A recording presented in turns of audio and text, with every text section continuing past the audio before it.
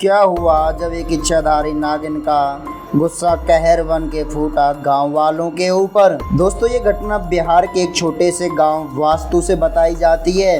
बताया जाता है कि यहाँ एक छोटा सा गांव था और ये गांव बहुत ही निर्धन था। उस गांव में एक रामलाल नाम का व्यक्ति रहा करता था और रामलाल पास के ही शहर में काम करने के लिए जाया करता था और काम करके अपने परिवार का गुजारा किया करता था। रामलाल नित्य प्रतिदिन काम के लिए जाता तो रास्ते में एक जंगल पड़ता था। उस जंगल में हजारों सालों से एक इच्छाधारी नाग नागिन का में जोड़ा रहा करता था। जैसे ही रामलाल अपनी साइकिल से जा रहा था तभी उसको रास्ते में एक सांप दिख जाता है। रामलाल बहुत डर जाता है और उस सांप को भगाने लगता है, परंतु सांप बिना कुछ किए अपने आप ही चला जाता है, क्योंकि वो कोई साधारण सांप नहीं था, वो तो एक इच्छाधारी नाग था। इच्छाधारी नाग नागिन कभी किसी को नुकसान नहीं पहुंचाते, परंतु रामलाल का मानना था कि कहीं ये मुझे डस ना ले। अगले ही दिन फिर रामलाल अपने काम के लिए शहर को जाता है और उसी रास्ते पर फिर वो नाग नागिन का जोड़ा देखता है।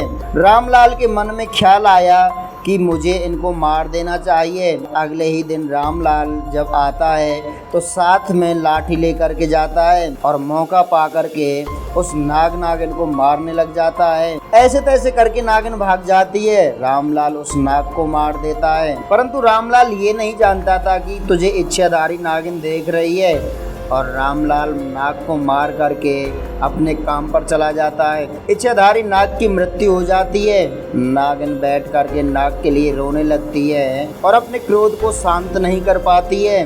नागिन ने फैसला किया चाहे कुछ भी हो जाए मैं अपने नाग का बदला ले करके रहूंगी। रामलाल लौट करके दूसरे रास्ते से अपने गांव में आ जाता है और ये खबर अपने गांव वालों को बताई तो गांव वालों ने कहा कोई बात नहीं है, तुमने अच्छा किया उस नाग को मार दिया, क्योंकि वो बहुत जहरीला नाग था। सभी लोग रामलाल का सपोर्ट करते हैं। इस बात का पता इच्छाधारी नागिन को चल जाता है। इच्छाधारी नागिन का गुस्सा सातवें आसमान पर पहुंच जाता है और पूरे गांव से बदला लेने की ठान लेती है। इच्छाधारी नागिन मौका पाकर के गांव में आ जाती है और 700 साल तक पूरे गांव को सताती रहती है। जो भी कोई गांव का इंसान मिलता इच्छाधारी नागिन उसे ही मार डालती थी और पूरे गांव के ऊपर कहर बन के बरसने लगी। काफी लोग मर चुके थे। तभी गांव के अंदर एक संत आते हैं और गांव वाले उन संत से पूछते हैं कि हमारे पीछे एक नागिन पड़ी हुई है, उसने हजारों लोगों को मार डाला है, उसका क्या उपाय करना चाहिए। तब उस संत ने कहा कि वो कोई साधारण नागिन नहीं है, वो इच्छाधारी नागिन है और वो पूरे गांव के ऊपर कहर बन के बरस रही है और तुम उसके लिए एक भगवान भोलेनाथ का मंदिर बनवा दो। सभी लोगों ने भगवान भोलेनाथ का मंदिर बनवाया और नागिन ले जा करके अपने मृतक नाग को भोलेनाथ के मंदिर में ले जाती है।